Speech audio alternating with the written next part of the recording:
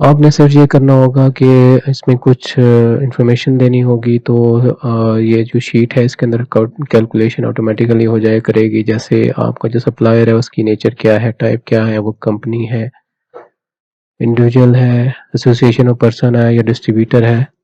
और इसके बाद उसका स्टेटस बताना पड़ेगा कि उसका टैक्स में क्या स्टेटस है, एक्टिव है तो इनएक्टिव है, क्योंकि ये सारे जो एक्टिव और इनएक्टिव का इम्पैक्ट है ये टैक्स डिडक्शन पे होता है। फिर उसकी नेचर ऑफ सप्लाई क्या है, जो उसने आपको गुड्स दी है, सर्विसेज दी है या स्पेसिफाइड सर्विसेज दी है। सर्विसेज के अंदर भी स्पेसिफाइड कैटेगरी जो है उसका रेट डिफरेंट है, तो इसलिए हमने यहाँ पे नेचर ऑफ सर्विस जो है वो 3 किस्म की बना दी है। फिर जीएसटी स्टेटस क्या है, वो रजिस्टर्ड है तो क्या होगा, अनरजिस्टर्ड है तो क्या होगा, एग्जेम्प्ट है तो क्या रेट होगा। तो ये जैसे ही आप ये ऊपर वाली इंफॉर्मेशन इस कैलकुलेटर में पुट करेंगे तो ऑटोमेटिकली उसका रेलिवेंट जो एप्लीकेबल रेट होगा विद होल्डिंग का वो आ जाएगा। ये जो कैलकुलेटर है ये सिर्फ इनकम टैक्स विद होल्डिंग से रिलेटेड है, सेल टैक्स की का एरिया मैंने इसमें कवर नहीं किया है। अनरजिस्टर्ड के केस में सेल टैक्स भी डिडक्ट होगा। जैसे फॉर एग्जांपल हम ये कर देते हैं कि कंपनी है, एक्टिव है, स्पेसिफाइड सर्विसेज दे रही है और रजिस्टर्ड भी है, तो ये 3% एप्लीकेबल रेट है। हम जैसे ही इस रेट को अनरजिस्टर्ड करेंगे तो ये 5% इसमें फर्दर सेल टैक्स की मद में ऐड हो गया कि अगर कंपनी है, सेल टैक्स में अनरजिस्टर्ड है और स्पेसिफाइड सर्विसेज दे रही है तो 3% वैसे नॉर्मल रेट बनता था, तो सेल टैक्स में अनरजिस्टर्ड होने की वजह से 5% एक्स्ट्रा टैक्स कटेगा, तो ये टोटल जो टैक्स डिडक्शन का रेट बनेगा ये 8% हो जाएगा। तो ये नीचे यहाँ पे इसकी कैलकुलेशन हो रही है, यहाँ पे फार्मूला लगे हुए हैं। ये सारी जो शीट है ये ऑटोमेटिकली डिफरेंट फार्मूला यूज करके बनाई गई है। इस शीट में कैलकुलेशंस जो है वो सारी लिंक्ड है। ये ऊपर जो 4 क्राइटेरियाज दिए हुए हैं इनसे जैसे ही कोई भी क्राइटेरिया चेंज होगा तो आपका जो रेलेवेंट रेट ऑफ टैक्स होगा वो उस पर आ जाएगा। फॉर एग्जांपल यहाँ पे अगर हम इंडिविजुअल करेंगे और एक्टिव है सेल इनकम टैक्स में और स्पेसिफाइड सर्विसेज दे रहा है, स्पेसिफाइड सर्विसेज का रेट 3% है और अनरजिस्टर्ड की अनरजिस्टर्ड का इसके ऊपर 5% एडिशनल टैक्स होता है, तो वो 8% ही रेट है, हमने चेंज किया है तो वो 8% ही रहा, क्योंकि कंपनी और इंडिविजुअल के लिए एक ही रेट बनता है। अगर आप इसको रजिस्टर्ड करेंगे तो ये चेंज हो जाएगा। और इसको स्पेसिफाइड सर्विसेज है तो इसको गुड्स करेंगे तो ये गुड्स के लिए individual income tax active sale tax में रजिस्टर्ड 4.5 रेट बनेगा। और इसको अगर आप अनरजिस्टर्ड करेंगे तो 5% इसमें ऐड हो जाएगा और ये 9% रेट बनेगा और ये नीचे 9% के हिसाब से इसकी जैसे ही आप इनवाइस के अमाउंट डालेंगे तो ये कैलकुलेशन यहाँ पे हो रही है इसके ऊपर। तो जैसे ही आप इसको गुड्स सर्विसेज करते हैं तो ये 10 इंडिविजुअल के लिए रेट है और 5% इसमें सेल टैक्स अनरजिस्टर्ड का रेट ऐड हो गया और ये इसके ऊपर टैक्स कैलकुलेशन होके अमाउंट आ गई है। ओके जी, हम स्टार्ट करते हैं इस कैलकुलेटर को कि ये कैलकुलेटर कैसे बनेगा।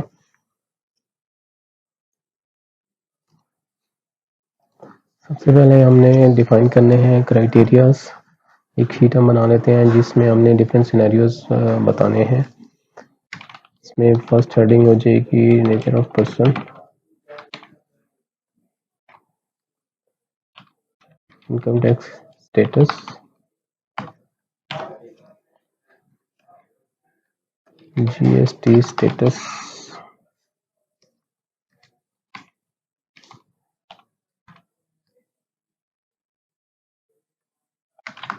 नेचर ऑफ ट्रांजैक्शन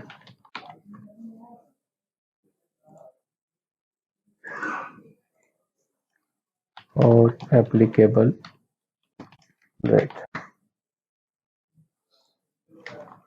फर्स्ट हम बनाते हैं कंपनीज के सिनेरियो। कंपनी एक्टिव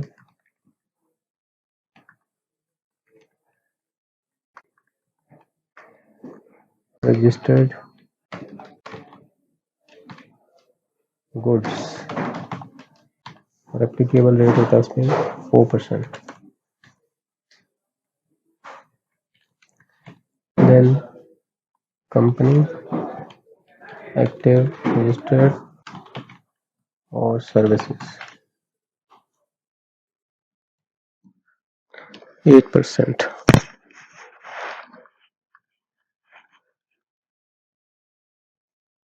के बाद यही दो स्टेटस बनेंगे और इनएक्टिव, इनएक्टिव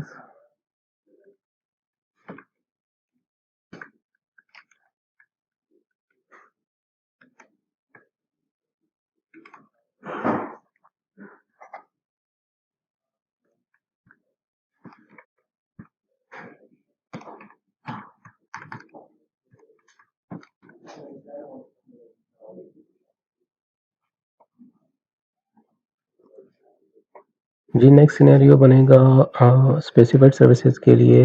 कंपनी है, एक्टिव है, रजिस्टर्ड है और स्पेसिफाइड सर्विसेज दे रही है तो 3% रेट होगा।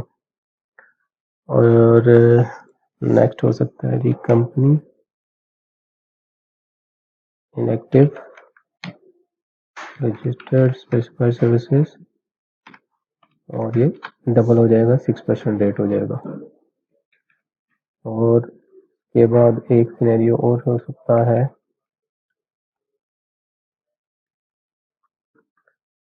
Company, active, unregistered,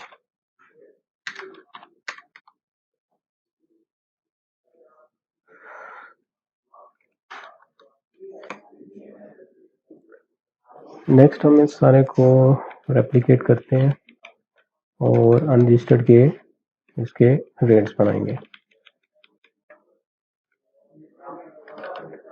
unregistered sale tax में अनरजिस्टर्ड है अगर ये, तो क्या बनेगा, तो इन सब में 5% ऐड कर देना, प्लस 5%, तो ये 9% हो जाएगा। और इसको नीचे को erase कर देते हैं, ये 13% हो जाएगा।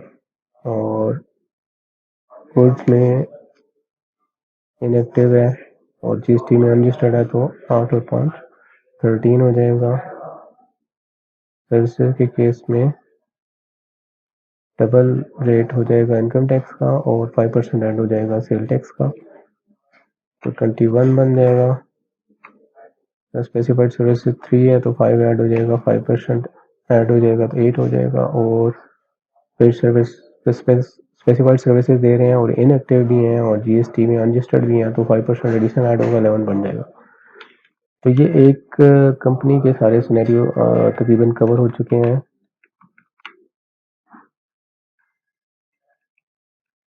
अब यही रेट्स हम बनाएंगे, यही सारे सिनेरियोज बनाएंगे इंडिविजुअल और एओपीज के लिए।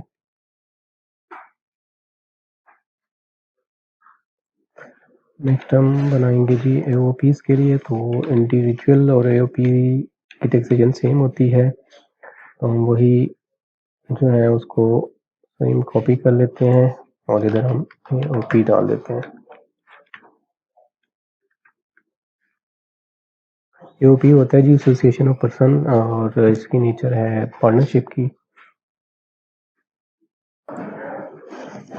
टैक्स रेट्स की शीट्स हमारी शीट कंप्लीट हो गई है, इसमें हमने सारे सिनेरियोज कवर कर लिए हैं।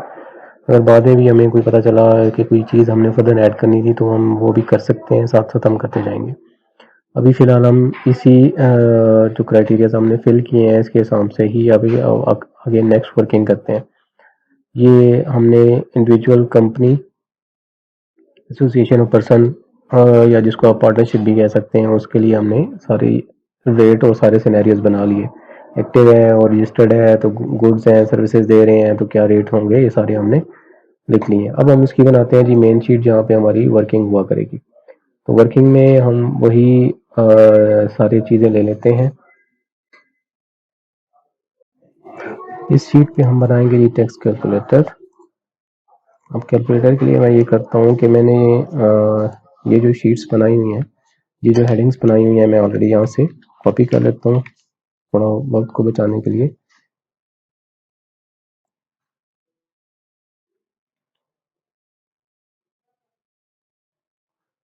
यहाँ पे हमने जो हेडिंग्स लेके आनी है, ऊपर हम यूज करेंगे जी data validation. Data validation, data menu में जाके डाटा वैलिडेशन में जाएंगे और डाटा वैलिडेशन को क्लिक करेंगे, यहाँ पे लिस्ट करेंगे और लिस्ट में सप्लायर टाइप हम डाल देंगे कंपनी, इंडिविजुअल और एओपी।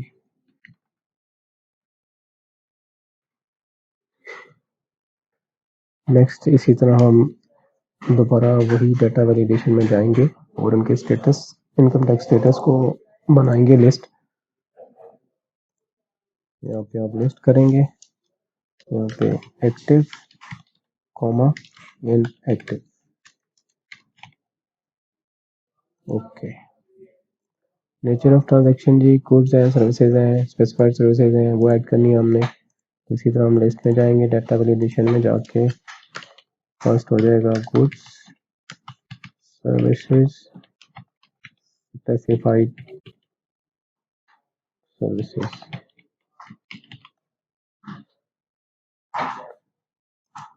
जीएसटी स्टेटस जी, जीएसटी में रजिस्टर्ड है अनरजिस्टर्ड है वो बनाना है हमने, तो लिस्ट में जाएंगे और रजिस्टर्ड अनरजिस्टर्ड।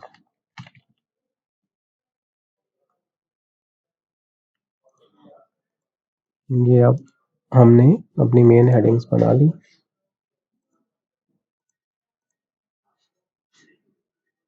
मेन हेडिंग हमारी कंपनी इंडिविजुअल एओपी आ गया, यहाँ पे हमारा एक्टिव इनएक्टिव आ गया।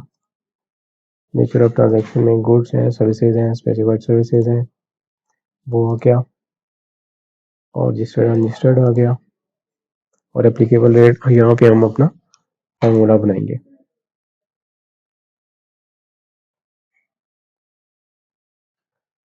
तो इसमें अभी एक चीज़ मेरे जहन में आई है, वो है जी डिस्ट्रीब्यूटर्स के लिए। डिस्ट्रीब्यूटर्स के लिए रेट जो हैं वो डिफरेंट हैं, तो हम इसको डिस्ट्रीब्यूटर का भी एक सिनेरियो बना देते हैं।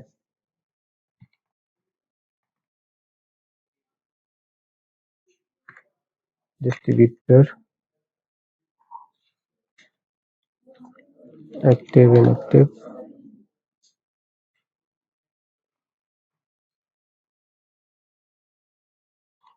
और सिनेरियो वही रजिस्टर्ड है अगर, डिस्ट्रीब्यूटर है अगर, एक्टिव है, रजिस्टर्ड है, और गुड्स यहाँ पे टाइप जो होगी वो गुड्स ही होगी। गुड्स के अलावा तो कोई सिनेरियो नहीं हो सकता कि डिस्ट्रीब्यूटर जो है वो गुड्स ही दे रहा होगा आपको, तो यहाँ हम गुड्स ही डाल देते हैं। और इसका जो रेट है वो है जी 0.025%, और इनएक्टिव के केस में ये हो जाएगा डबल।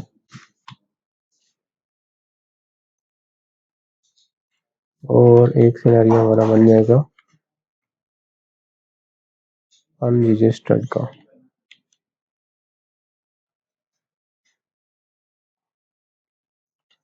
गुड्स दे रहा है और जीएसटी में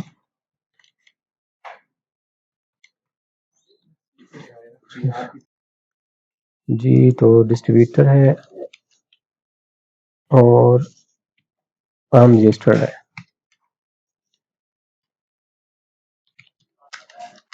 अनरजिस्टर्ड अनरजिस्टर्ड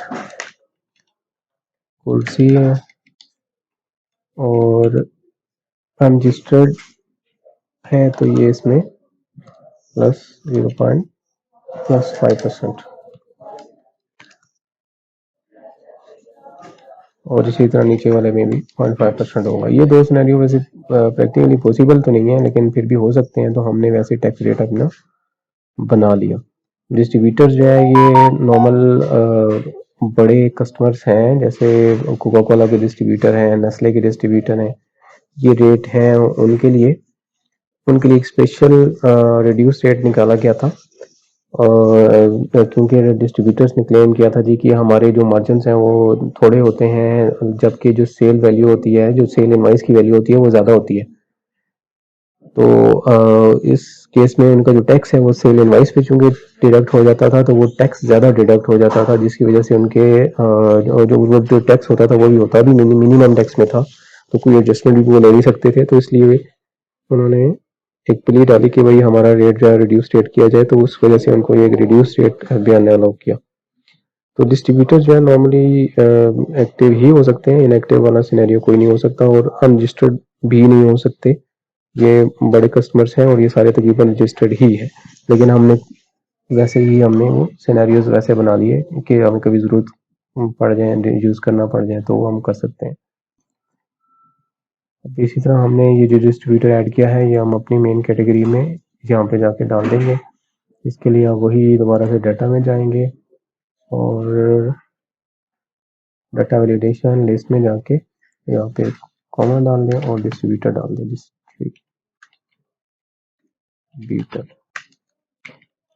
डिस्ट्रीब्यूटर। ओके, अब आ जाता है जी कैलकुलेशन पार्ट। कैलकुलेशन पार्ट में हम जो फार्मूला यूज करेंगे वो है जी एक इंडेक्स का फार्मूला और दूसरा है जी मैच का फार्मूला। इंडेक्स का फार्मूला जी ये करता है कि आपको एक वी लुकअप की तरह ये काम करता है। डिफरेंट एक क्राइटेरिया के ऊपर आप बेस करके एक शीट से एक सेट ऑफ डाटा से आप वैल्यू पिक कर सकते हैं। इसमें पहले हम सिंपल इंडेक्स का फार्मूला यूज करके देखते हैं कि ये क्या रिजल्ट देता है और किस तरह करता है। फार्मूला लगाते हैं इंडेक्स, फर्स्ट है जी अरे। अरे हमने जो रिक्वायर्ड डाटा है जहाँ से हमने वैल्यू पिक करनी है, ये वो हमने यहाँ पे क्राइटेरिया देना है।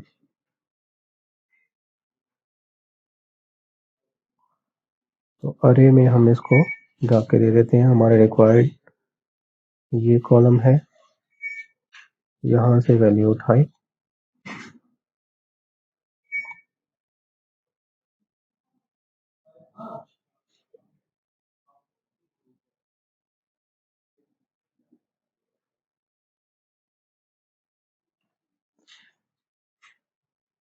कॉमा में अब हमने इसको बताना होता है जी कि इसकी कितनी रो से कौन सी वैल्यू उठाए। फर्स्ट आता है जी रो नंबर के, जो आपकी वैल्यू है, जो आपने डाटा की रेंज दी है उसमें से कितनी रो में से ये वैल्यू उठा के लाए। तो फिलहाल हम इसको ये करते हैं कि हम वैसे ही कोई रो नंबर दे देते हैं। फॉर एग्जांपल हम 5 नंबर रो दे देते हैं, तो 5 आ गया। और इसके बाद हमने इसको देना होता है जी कॉलम नंबर, कि कितने कॉलम में से ये वैल्यू को पुट करे, कि जो सिलेक्टेड डाटा है उसमें से कॉलम नंबर क्या होगा, 1 होगा, 2 होगा, 3 होगा, 4 होगा, 5 होगा। अब हमने डाटा सिलेक्टेड जो किया है वो चूंकि एक ही कॉलम किया है, तो इसको अगर आप ब्लैंक ही छोड़ दें या 0 डाल दें, तो ये 1 डाल दें, तो ये आपकी रिक्वायर्ड वैल्यू को पिक कर देगा। अगर हम इसमें 0 पुट करेंगे तो भी वैल्यू वही आएगी। हम 0 भी डाल सकते थे इसमें, और क्योंकि हमारा सिलेक्टेड रेंज ही वो है, तो उसने वही डाटा पिक करना था। तो इसमें अगर हम देखें तो इसने 3 रिजल्ट दिया है। तो 3 में हम देखें जी कि हमने रेट जो अपनी रेंज दी हुई है डाटा वैल्यू की, वो हमने रेट दिए थे, ये कॉलम।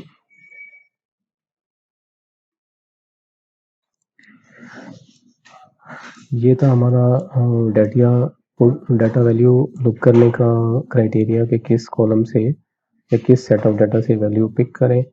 तो ये E2 से 41 E41 हमारा ये बन जाता है यहाँ से लेकर यहाँ तक। और इसमें हमने जो नेक्स्ट रो का ऑप्शन दिया था वो 5 दिया था, ये रो रो का ऑप्शन रो नंबर 5 दिया था, तो चूंकि हमारी सिलेक्शन यहाँ से स्टार्ट हुई थी तो इसकी जो 5 रो है वो यहाँ पे आके बनती है। 1 2 3 4 5, तो इसने 3 रेट पिक करके दे दिया। और नेक्स्ट हमने 0 डाला, 0 डालें या 1 डालें उससे कोई फर्क नहीं पड़ता। अगर आप इसमें इसको 2 करेंगे तो आपका फार्मूला एरर दे देगा, क्योंकि आपकी यहाँ पे हमने जो डाटा रेंज दिया था वो जब कॉलम हमने 2 किया है, तो चूंकि हमारा डेटा एक ही कॉलम में है जो हमने इसको रेंज दी है, तो 2 के ऊपर उसने एरर दे दिया सिस्टम ने। क्योंकि हमारा जो डिफाइन मैप था या डिफाइन रेंज थी वो एक ही कॉलम में फॉल कर रही थी। जब हमने कॉलम 2 किया तो उसने वहां पे एरर दे दिया। तो यहाँ पे क्राइटेरिया 1 रखें या 0 रखें, आपका रिजल्ट ठीक आएगा। ये है जी इंडेक्स का फॉर्मूला, जिसमें हमने दूसरी शीट में से एक क्राइटेरिया को बेस करके हमने वैल्यू पिक कर ली। नेक्स्ट फॉर्मूला जी हमारा मैच का।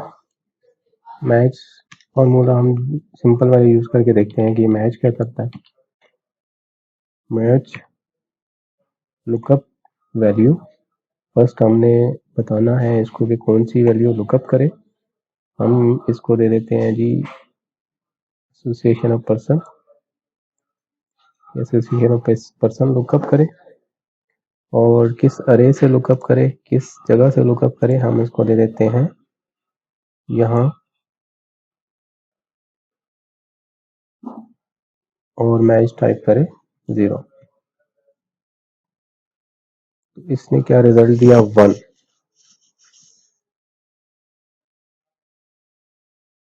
वन का मतलब ये है जी कि उसने जो हमारी रेंज जो हमने सिलेक्शन दी उसको ये दी थी, तो इसने उसका नंबर बता दिया है कि इसकी पोजीशन क्या है, नंबर 1 पे है या नंबर 2 पे है या नंबर 3 पे है, ये इसने बता दी। तो ये मैच का फॉर्मूला क्या करता है कि आपको एक क्राइटेरिया पे बेस करते हुए एक वैल्यू का नंबर बता देता है कि ये 1 पे है, उसकी पोजीशन डाटा में, सेट ऑफ डाटा में 1 नंबर पे है या किस नंबर पे है। तो ये दोनों फार्मूला हम जो है कंबाइन करके यूज करेंगे और हम एप्लीकेबल रेट्स को निकालेंगे। जिसमें एक हमारे पास लिमिटेशन है कि हम मैच में हमने सिर्फ सिंपल एक क्राइटेरिया से एक रेट नहीं निकालना, बल्कि इसमें हमारे पास क्राइटेरिया जो यूज होने हैं वो 1 2 3 4 क्राइटेरिया हमने यूज करने हैं। और 4 क्राइटेरिया को यूज करके हमने एक फार्मूला या एक चीज, एक वैल्यू निकालनी है। तो ये हमारे पास अभी की सिचुएशन है, इसको हम कैसे हैंडल करेंगे आइए देखते हैं। मैच के फार्मूला को हम इस तरह फिक्स करेंगे, यहाँ पे हम जो लुकअप वैल्यू है इसकी जगह पे हम लगाते हैं 1। और जो लुकअप अरे है इसमें हम ये करेंगे कि हम इसको डाटा रेंज देंगे फर्स्ट,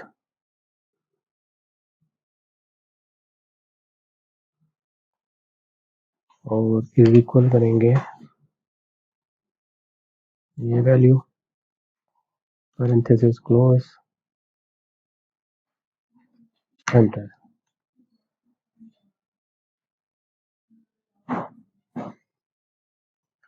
एनी का मतलब ये है जी कि आपके मैच को एक से ज़्यादा वैल्यूज मिली हैं, जिसकी वजह से ये इसने रिजल्ट ठीक नहीं दिया।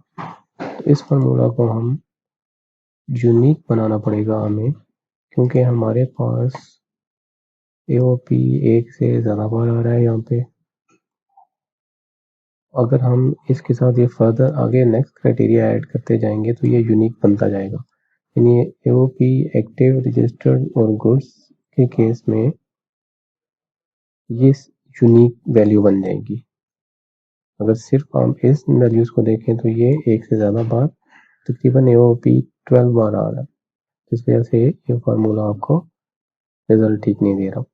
इसके लिए हम इसके अंदर नेक्स्ट क्राइटेरिया ऐड करेंगे। यहाँ पे उससे पहले हम स्टैटिक ऐड करेंगे, मल्टीप्लाई जिसको हम कह सकते हैं, और इसी तरह हम पैरेंथेसिस स्टार्ट करेंगे और नेक्स्ट एक्टिव का सिलेक्शन दे देंगे हम और इज इक्वल टू एक्टिव और पैरेंथेसिस क्लोज। अब यहाँ पे इसने 25 दे दिया है कि AOP एक्टिव जो है वो 25 नंबर पे आ रही है इस सेट ऑफ डाटा में, तो ये बन जाती है AOP एक्टिव। अब AOP एक्टिव एक सिनेरियो आपने उसको 25 नंबर रो बता दिया। इस तरह हमने नेक्स्ट क्राइटेरिया ऐड करते जाना है जी। हमने इसमें ऐड करना है, मल्टीप्लाई किया, नेक्स्ट हमने उसको नेचर देनी है गुड्स, तो ये हमने सेलेक्ट कर लिया और इज इक्वल टू कर दिया दिस के, पैरेंथेसिस क्लोज। यहाँ पे हमने पैरेंथेसिस स्टार्ट नहीं की थी तो ये इसलिए एरर आ रहा है, तो यहाँ पे पैरेंथेसिस स्टार्ट कर सेल 25 था जी। इसके बाद हमने उसका नेक्स्ट क्राइटेरिया देना है और नेक्स्ट क्राइटेरिया है जी उसका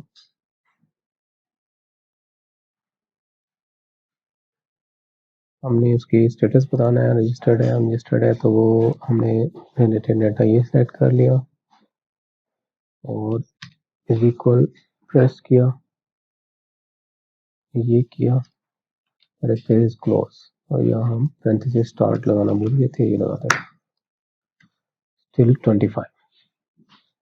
तो ये आपको मैच जो है, मैच आपको निकाल के बता रहा है कि AOP एक्टिव, गुड और रजिस्टर्ड, ये 4 क्राइटेरिया मैच करके जो रो बनती है वो 25th नंबर रो बनती है।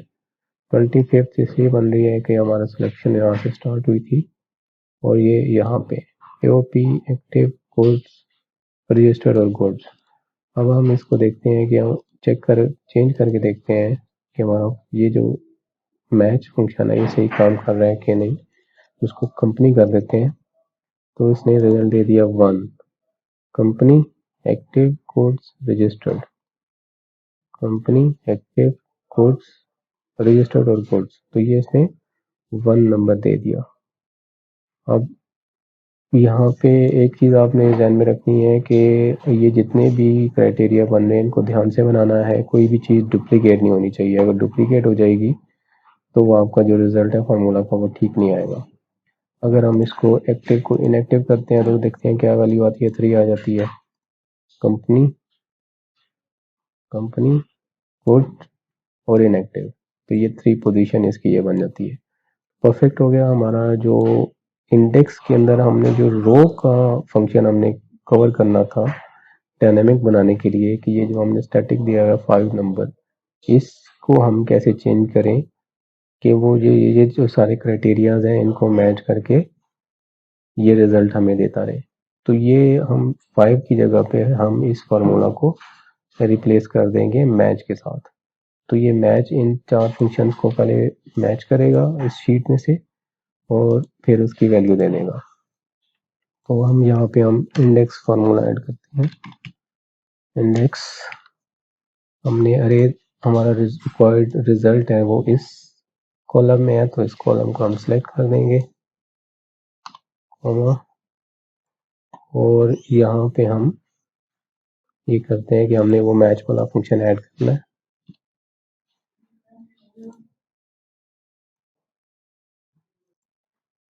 तो ये हम मैच के फंक्शन को यहाँ से फुल कॉपी करते हैं और यहाँ पे हम कॉमा प्लेस करके पेस्ट कर देते हैं और एंड पे आप वही मैच का 0 लगा दें या 1 लगा दें।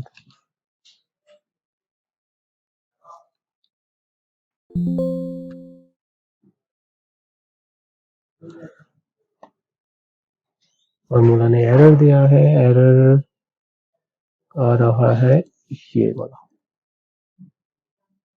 ये शीट 2 यहाँ पे किसी तरीके से ऐड हो गया था, इसको हम डिलीट कर देते हैं और ये कॉमा भी डिलीट कर देते हैं। 0.8 0.8 इसको हम परसेंटेज अप्लाई कर देते हैं और हमने एक 0 इसमें ऐड कर दिया, पॉइंट के बाद एक 0 हमें शो करे, परफेक्ट हो गया। Company inactive goods sale tax में रजिस्टर 8%। वैसे कंपनी की गुड्स के केस में अगर एक्टिव है तो वो 4% रेट होता है, तो हम इसको चेंज करते हैं कि एक्टिव है तो ये 4% हो जाएगा। गुड्स है, सर्विसेज है तो 8% आ गया। कंपनी के केस में 8% रेट हो गया। स्पेसिफाइड सर्विसेज 3% रेट हो गया।